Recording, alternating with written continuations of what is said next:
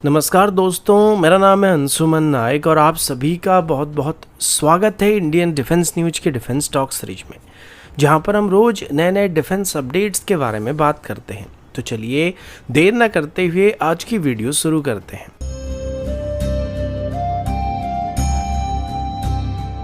आज की पहली अपडेट तेजस मार्क 2 की तरफ से है और अभी हम तेजस मार्क 2 में इस्तेमाल होने वाली रडार के बारे में बात करने वाले हैं।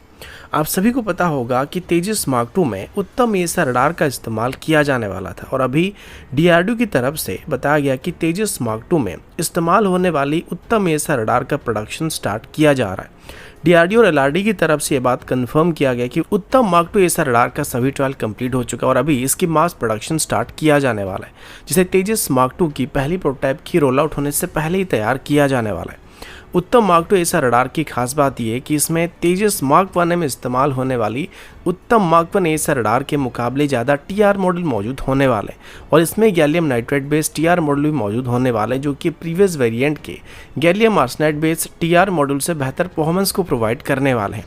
इस रडार की एक्चुअल रेंज और स्पेसिफिकेशन को फिलहाल पब्लिक नहीं किया जा रहा है, लेकिन gallium nitride based TR module और 900 से ज़्यादा टीआर मॉड्यूल को देखते हुए उम्मीद किया जा रहा है कि इसका रेंज 220 से 250 किलोमीटर तक होने वाला है और ये फाइटर साइज के टारगेट को 200 किलोमीटर से ज़्यादा दूरी से ट्रैक कर सकता है। इसकी प्रीवियस वेरिएंट की बात करें तो उसमें 1 मीटर स्क्वायर साइज के टारगेट को आसानी से 150 किलोमीटर से ज़्यादा दूरी से डिटेक्ट किया जा रहा था और उस हिसाब से इसकी परफॉर्मेंस में 30 से 40% इंक्रीज को उम्मीद किया जा सकता है। अभी के लिए एचएएल की तरफ से तेजस मार्क 2 की पहली प्रोटोटाइप को 2025 के एंड तक कंप्लीट करने का प्लान किया जा रहा है और उम्मीद किया जा रहा है कि उससे पहले ही उत्तम एसा रडार की मार्क 2 वेरिएंट की डिलीवरी एचएएल को स्टार्ट किया जाने वाला है।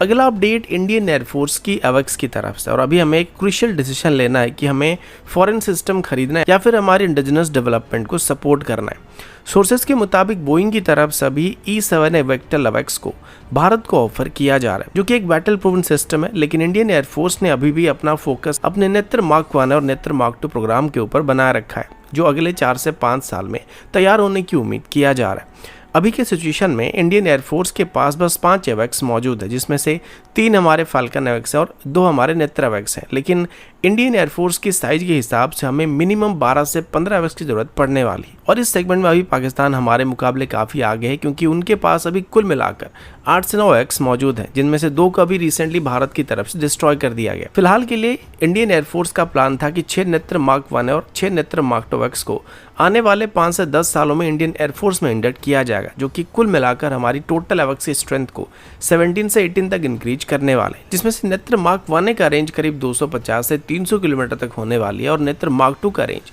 300 से 400 किलोमीटर तक होने की उम्मीद किया जा रहा है, लेकिन इनको तैयार करने में अभी हमें 3 से 4 साल का समय लग जाएगा।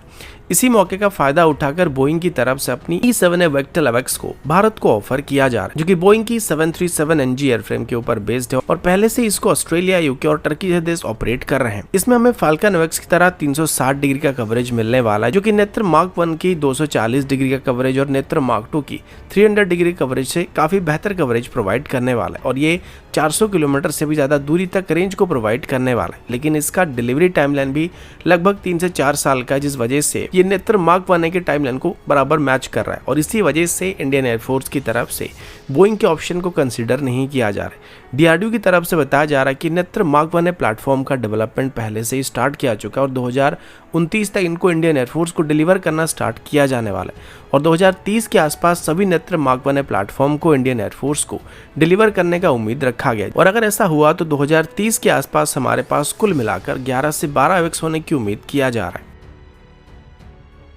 अगला अपडेट ऑपरेशन सिंदूर की तरफ से, जहां इंडियन एयरफोर्स ने एक ऐसा काम कर दिखाया जो पूरे साउथ एशियन डिफेंस सर्कल में हलचल मचा रहा है। इंडियन मीडिया रिपोर्ट्स के मुताबिक इंडियन एयरफोर्स की तरफ से पाकिस्तान के जैकोबाबाद एयरवेज में मौजूद एक हार्डन एयरक्राफ्ट शेल्टर को टारगेट किया था, जहां मिनिमम 2 से 4 F-16 block 52 fighter jet destroy करने की उम्मीद किया जा रहा है। आमतौर पर ऐसे हैंगर एयरक्राफ्ट को सेफली स्टोर करने के लिए बनाए जाते हैं, जहां पर एयरक्राफ्ट को रखने के अलावा नॉर्मल मेंटेनेंस वर्क को भी किया जा सकता है, लेकिन इंडियन एयरफोर्स की तरफ से इस्तेमाल किए गए प्रिसिजन स्ट्राइक वेपन ने इन हैंगर को काफ़ी डैमेज पहुंचाया था, जिससे साफ था कि इसके अंदर मौजूद सभी एयरक्राफ्ट नष्ट हो गए होंगे। पाकिस्तान की तरफ से इसके बारे में अब तक कोई ऑफिशियल कंफर्मेशन नहीं दिया जा रहा है, लेकिन सैटेलाइट इमेजरी और पोस्ट स्ट्राइक असेसमेंट के हिसाब से शेल्टर और उसके आसपास के स्ट्रक्चर में हेवी डैमेज को नोटिस किया गया था। अगर ये क्लेम कंफर्म होता है तो पाकिस्तानी एयरफोर्स के लिए एक बहुत ही बड़ी ऑपरेशन सेटबैक होने वाला है। पाकिस्तान के पास सिर्फ 18 F-16 ब्लॉक 52 फाइटर जेट मौजूद है, तो इस एक स्ट्राइक से अगर पाकिस्तान के 2 से 4 F-16 ब्लॉक 52 नष्ट हो जाते हैं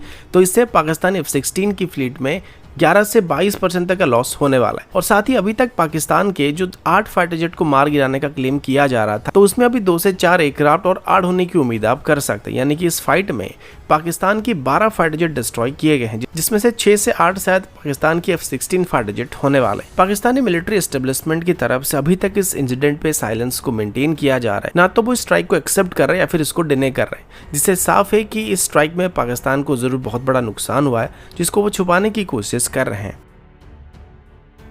अगला अपडेट इंडियन एयरफोर्स की एयर डिफेंस सिस्टम की तरफ से, और अभी हम एंटी स्टेल्थ रडार्स के बारे में बात करने वाले हैं। रिसेंटली ये बात कंफर्म हो चुका है कि चाइना की तरफ से अभी बहुत ही जल्दी पाकिस्तान को अपनी J-35 जैसे एडवांस स्टेल्थ फाइटर जेट को डिलीवर किया जाने वाला है, और बदले में उनका सामना करने के लिए फिलहाल भारत के पास कोई भी 5th जनरेशन एयरक्राफ्ट मौजूद नहीं, जिस वजह से भारत की तरफ से भी एंटी स्टेल्थ रडार को अपने सर्विस में शामिल करने का प्लान किया जा रहा है। इस बीच पता चला है कि Bengaluru based Alpha Design Technology Limited की तरफ से इंडियन एयरफोर्स को पहला Surya very high frequency radar system को ऑफिशियली हैंडओवर किया गया है। पता चला है कि इंडियन एयरफोर्स की तरफ से इसे 6 रडार को खरीदने के लिए ऑर्डर को प्लेस किया गया था, जिनकी कीमत करीब 200 करोड़ के आसपास थी, और अब इन 6 में से एक रडार को इंडियन एयरफोर्स को हैंडओवर किया गया।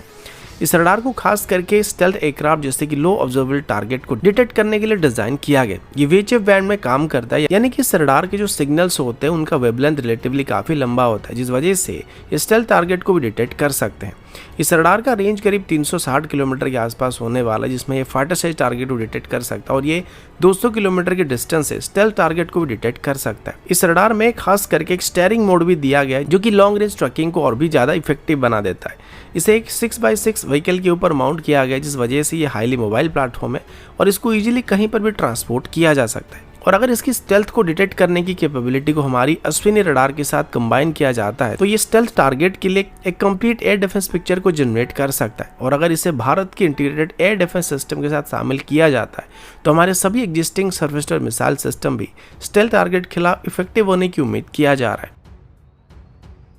अगला अपडेट आर्मर्ड व्हीकल निगम लिमिटेड की तरफ से, जो कि अभी इंडियन आर्मी के लिए एक नई लाइट टैंक को डेवलप करने की कोशिश कर रहा है। ये tank specially high altitude warfare के लिए डिजाइन किया जा रहा है, जैसे कि लद्दाख और अरुणाचल जैसे रग्ड हिमालयन एरिया में, जहां T-90 जैसे हेवी टैंक इजीली ऑपरेट नहीं कर पाते। और अभी DRDO और LND की तरफ से डेवलप किए गए जोरावर टैंक के साथ कम्पीट करने के लिए AVNL की तरफ से एक नई लाइट टैंक को इंडियन आर्मी को ऑफर करने की प्लानिंग किया जा रहा है। पहले AVNL की तरफ से रशिया की रोजोवरोन एक्सपोर्ट के साथ स्प्रूट लाइट टैंक को बेस करके एक इंडियन वेरिएंट को डेवलप करने के बारे में बात किया गया था, लेकिन अभी AVNL की तरफ से रशिया के बदले वेस्टर्न टेक्नोलॉजी को बेस करके एक नई टैंक को डेवलप करने का प्लान किया जा रहा है। और अभी बेल्जियम और इजराइल की एल्विड सिस्टम के साथ AVNL की तरफ से कोलैबोरेशन करने की बात सामने आई है। AVNL की तरफ से प्रपोज किए गए लाइट टैंक जोरावर टैंक से कई मामले में अलग होने वाले हैं। हालांकि इन दोनों में सेम जॉन कॉकरेल की टरेट का इस्तेमाल किया जाने वाला है, लेकिन AVNL की तरफ से जिस लाइट टैंक को बनाने का प्लान किया जा रहा है, इसमें 120 mm की मेन गन का इस्तेमाल किया जाएगा, जबकि जोरावर टैंक में 105 mm की मेन गन का इस्तेमाल किया जाता है। इसके अलावा इसमें मॉड्यूलर आर्मर सिस्टम और एंटी ड्रोन सिस्टम भी मौजूद होने वाली। इस टैंक में जॉन कॉकरेल की 3105 टरेट का इस्तेमाल किया जाने वाला है, जिसमें इजीली C4ISR सिस्टम इंटीग्रेट किए जा सकते हैं, जिसमें रियल टाइम में बैटलफील्ड अवेयरनेस और कोऑर्डिनेशन काफी इंप्रूव किया जा सकता है। दूसरी तरफ इन टैंक को बनाने में एल्विड सिस्टम से fire control system, active production system और एंटी ड्रोन टेक जैसे सोल्यूशन को हासिल करने की उम्मीद किया जा रहा है। कुल मिलाकर AVNL का वेस्टर्न शिफ्ट सिर्फ एक डिजाइन चॉइस नहीं बल्कि एक स्ट्रेटेजिक शिफ्ट लगता है, जो कि एजिलिटी, सर्वाइविलिटी और बैटलफील्ड कनेक्टिविटी को अभी प्रायोरिटी देने की कोशिश कर रहा है। अगला अपडेट इंडियन आर्मी की एक नई एयर डिफेंस सिस्टम की तरफ से है, जिसका नाम AK630M integrated mobile gun system है। इस सिस्टम ने अभी हाल ही में अपने इंटरनल ट्रायल को कंप्लीट किया है और अभी ये अगले टेस्टिंग फेज में एंटर करने वाला है, जहां इसकी इनिशियल टेस्टिंग के बाद इसमें कुछ माइनर इंप्रूवमेंट को इम्प्लीमेंट किए जा रहे हैं। AK-630M असल में एक नेवल क्लोजन वेपन सिस्टम है जो कि पहले सोवियत यूनियन की तरफ से डिजाइन किया गया था और बाद में अभी इसको रशिया की तरफ से मैन्युफैक्चर किया जाता है। आमतौर पर इनको सिर्फ शिप में इस्तेमाल किया जाता है, लेकिन अभी DRDO की तरफ से इसे एक land based mobile close in weapon system में कन्वर्ट कर दिया गया। ये गन्स 1 मिनट में मिनिमम 5000 राउंड को फायर कर सकते हैं और मॉडर्न डे वॉरफेयर में ड्रोन्स के अगेंस्ट में काफी इफेक्टिव होने की उम्मीद किया जा रहा है। अभी इसे हाईली मोबाइल ट्रक के ऊपर माउंट किया जा रहा है, जिस वजह से इसे इजीली कहीं पर भी डिप्लॉय किया जा सकेगा। इस मोबाइल टरेट में एक एडवांस रडार डोम, इंटीग्रेटेड फायर कंट्रोल सिस्टम और वो आइकॉनिक 6 बैरल वाला कैनन मौजूद होता है जो कि इसे quick reaction air defence system बनाने वाला है। इंटरनल ट्रायल के दौरान सिस्टम ने मॉक एरियल टारगेट को एक्यूरेटली एंगेज किया था और ऑटोनोमस रडार ट्रैकिंग और फायर कंट्रोल के माध्यम से टाइमली रिस्पॉन्स भी दिया था। इन ट्रायल्स के दौरान मेनली रिस्पॉन्स टाइम, एक्यूरेसी और सिस्टम रिलायबिलिटी को चेक किया गया था और सोर्सेज के मुताबिक परफॉर्मेंस काफी अच्छा था, लेकिन इस दौरान इसमें कुछ मॉडिफिकेशन की जरूरत नोटिस किया गया था और अभी इसको इम्प्लीमेंट करने की कोशिश किया जा रहा है। इन मॉडिफिकेशन के बाद इसकी फील्ड ट्रायल को स्टार्ट किया जाएगा, जिसमें इसे रियल ऑपरेशनल एनवायरनमेंट में टेस्ट किया जाने वाला है। साथ ही ये भी इवैल्यूएट किया जाएगा कि क्या AK-630M माउंटेड गन सिस्टम को भारत के ब्रॉडर एयर डिफेंस नेटवर्क के साथ, जैसे कि आकाश तेरिया S-400 सिस्टम के साथ इंटीग्रेट किया जा सकता है, फिर नहीं किया जा सकता है। तो दोस्तों, अभी के लिए इतना ही। मिलता हूँ आपसे अगले वीडियो में, तब तक के लिए जय हिंद, वंदे मातरम।